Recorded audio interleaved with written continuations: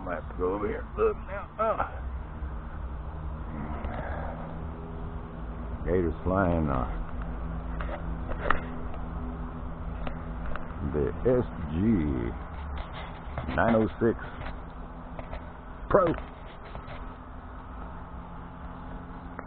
here at the creek at Merritt's Creek. That's what we call it. We're at Merritt's Field, which is actually to the left over there.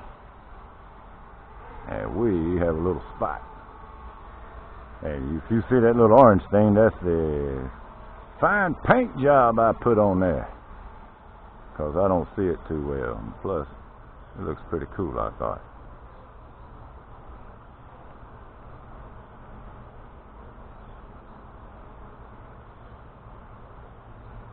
This is a wonderful little spot to fly the drone.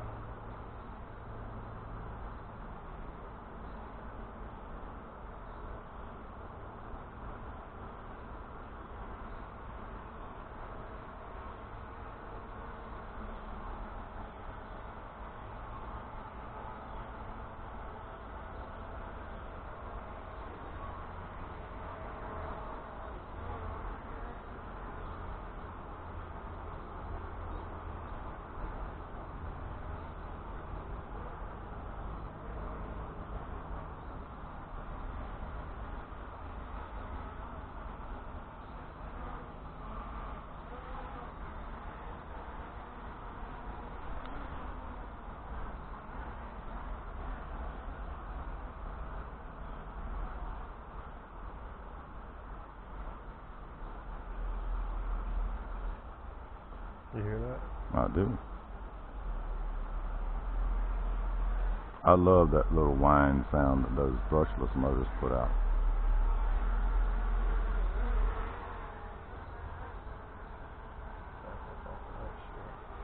Turn a little left.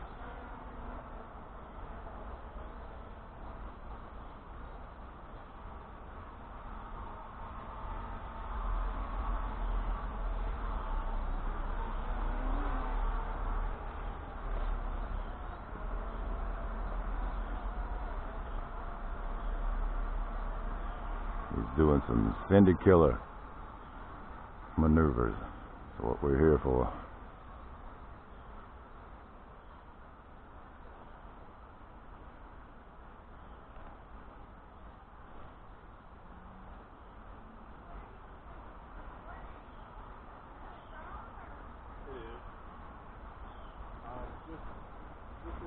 Flying around, getting pictures of the creek and nature. It's very satisfying.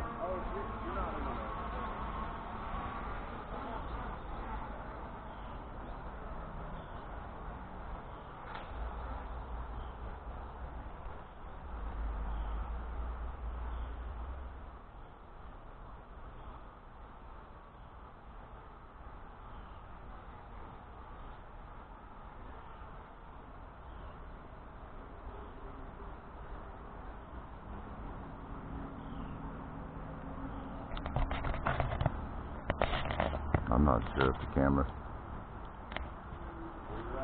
That's a lower speed and you've got optical flow now. It will work. You won't have the speed and agility. See? Or actually you're in optical mode now, I believe.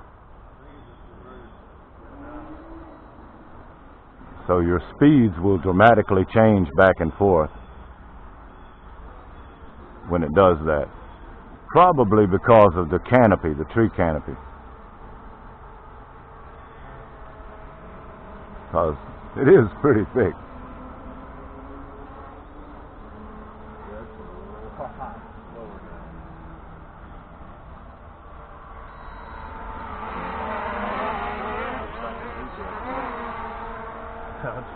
And that's one of the things I personally don't like about the drone. I would like for one to stay, and two, for me to have the ability to switch and to know full well what it's doing.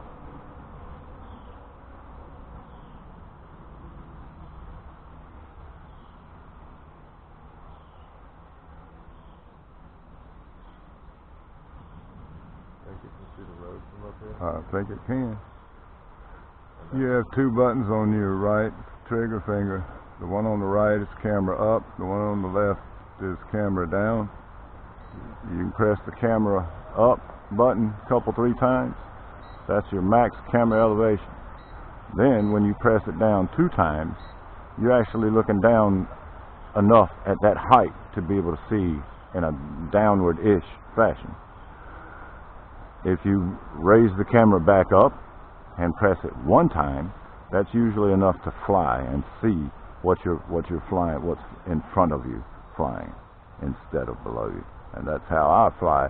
Rule of thumb on that, expecting I'm going to get some kind of picture that's going to look like what I thought I was taking a picture of when I was flying at the time.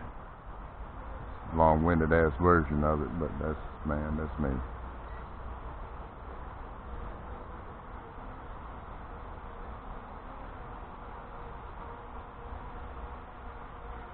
And it comes down something like 3 or 4 feet per second, which it doesn't sound fast, but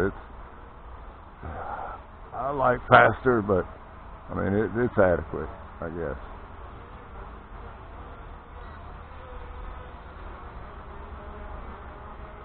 And I'm thinking of go ahead and putting a strobe on that thing too, so it'll give me a better definition of where I am and what I'm doing. Is that a drone? Well, first you asked, what are you recording? Recording? Yeah.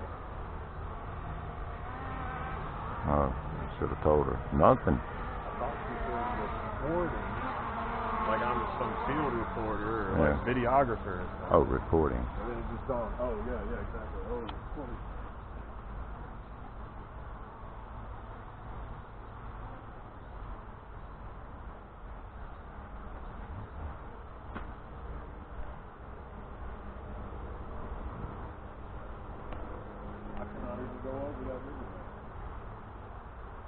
Oh, you might have it's blinking. It won't let you go. You're at a geo fence that will not let you go a certain distance because you're in low voltage, and you can fly around within that proximity. But then when that thing starts beeping, and remember I have the volume turned down, you won't hear it. After it starts beeping a little bit, you need to bring it in, or it will try to come on its own. Look at this. Look at my hand. Yeah. It's a spider web. Oh, well, see, I couldn't see that part. Yeah, I see that part. Okay. Yeah, I do see that. So I shouldn't try to fly over there since that's where the geofence is.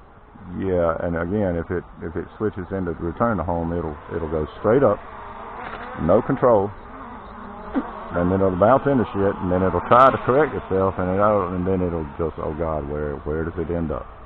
Right. But yeah, if you want to check that fence, go try to fly straight ahead through that clearing, and it probably won't let you go very far that direction either.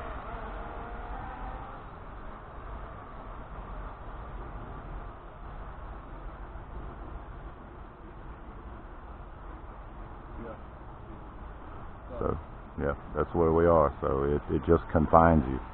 It puts you on a little leash. It says, okay, stay where I can see you now. So this thing is tracking where it has signal and where it doesn't, and it said, okay, you can only go in this area. That's right. That's a very interesting, and honestly pretty smart. See, with the intelligence that has the potential of having, the features and things that it lacks are astounding to me, because how would they not figure a controllable auto return, right? When that thing decides to go up now, because I'm flying it there, I did, but now when it goes straight up, I should have control over that and say, no, don't do that. If that's what time it is, let me go ahead and bring it in. But no. And now you got to go out there in the stuff and go look for your drone.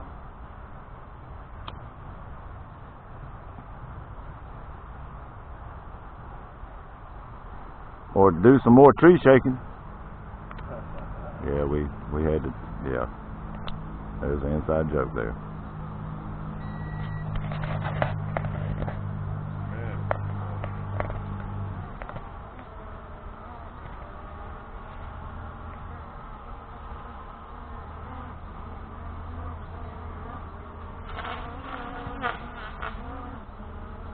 Little tree pruning.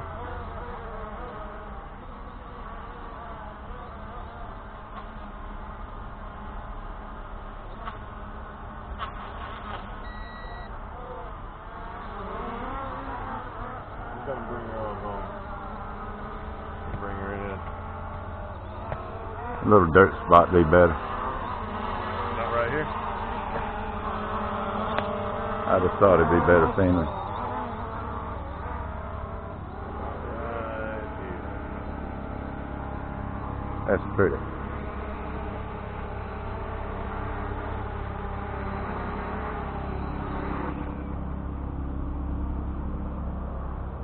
And then, see, yeah, we got to be respectful of the stuff. Video button again. Just click it. And then click it one more time. And then click it one more time. I do that just to start another file to put it behind this one, just to help ensure that there's a... Delete last file or something? And then, but you see, we don't go above. We're never going to be in anybody's way. Two little specky boys. Yeah, 2 on that is one thing. When it gets to 1, that's when you got a problem. That's a lot of force that it hits those leaves with. I didn't realize it's painting the drone with leaf guts. Yeah, leaf guts. And, yeah, it's got battle scars. Battle scars, baby. Gimbal still on?